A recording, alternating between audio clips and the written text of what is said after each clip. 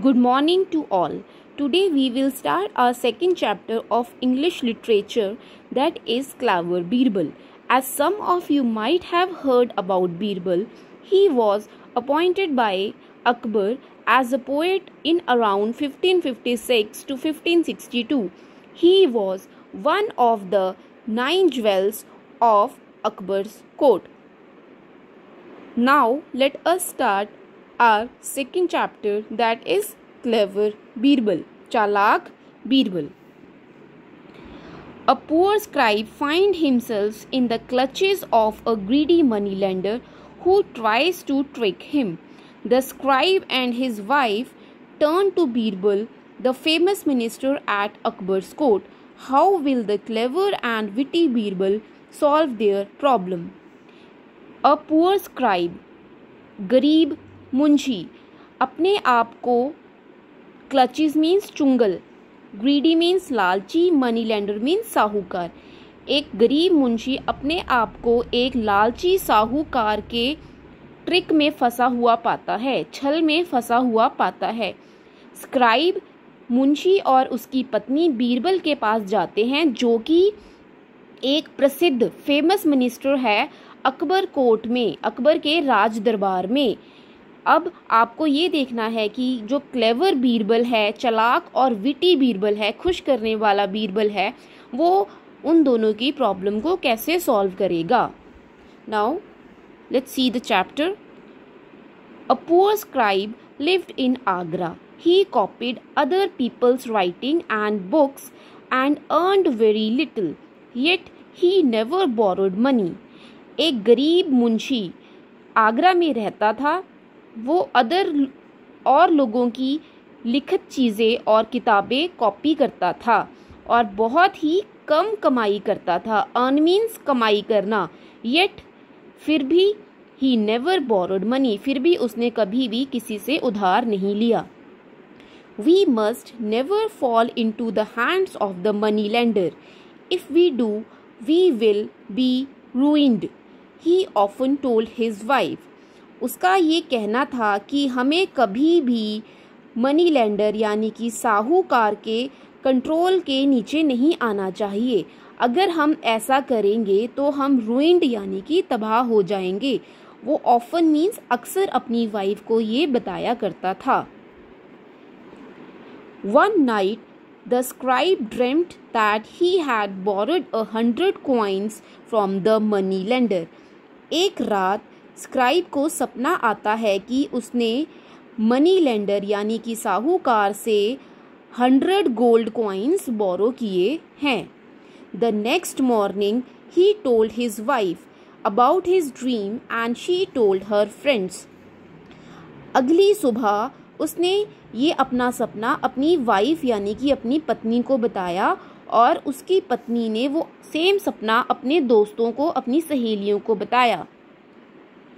Her friends thought it was a very good story and repeated it to their husbands. उसकी सहेलियों ने सोचा कि ये स्टोरी बहुत अच्छी है और उन्होंने जाके अपने अपने पतियों को, अपने अपने हस्बैंड्स को वो स्टोरी सुनाई। The story spread and a few days later it reached the ears of the money lender. ये स्टोरी बहुत ही जल्दी, स्प्रेड मीन्स फैलना, फैल गई और कुछ ही दिन बाद, few days later, थोड़े दिन बाद, reached the ears of the money lender. जो साहूकार था उसके कानों तक पहुंच गई। The money lender got an idea. Money lender को एक आइडिया आता है। He went over to the scribe's house. वो मुंशी के घर जाता है। I have come, he announced. वो घोषणा करता है कि मैं आ गया। To remind you of the 100 gold coins you owe me. मैं तुम्हें ये रिमाइंड मीन्स याद करवाने आया हूँ जो कि तुमने मुझसे 100 सोने के सिक्के उधार लिए थे। तुम्हारे वो सिक्के मुझे देने बनते हैं।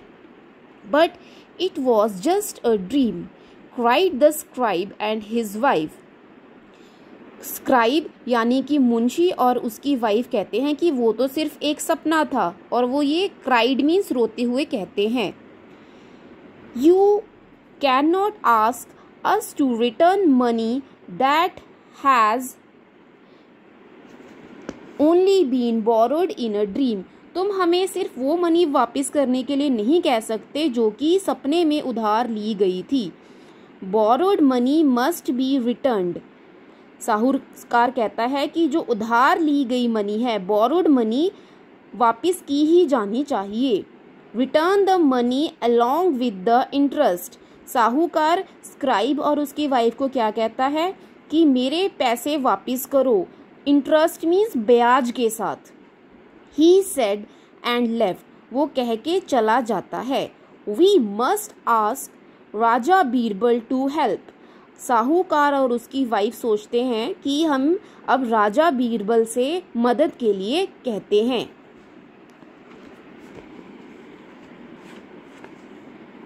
Said the scribe and told Birbal his sad story. वो अपनी सैड स्टोरी मुंशी और किसको सुनाता है? बीरबल को अपनी स्टोरी सुनाता है. I will help you replied Birbal. Birbal उनसे कहता है कि मैं तुम्हारी मदद करूंगा. Bring the money lender here. Money lender को यहाँ पे लेके आओ, बीरबल कहता है. Birbal brought 100 gold coins and placed a large mirror in the front of the coins. Birbal क्या करता है?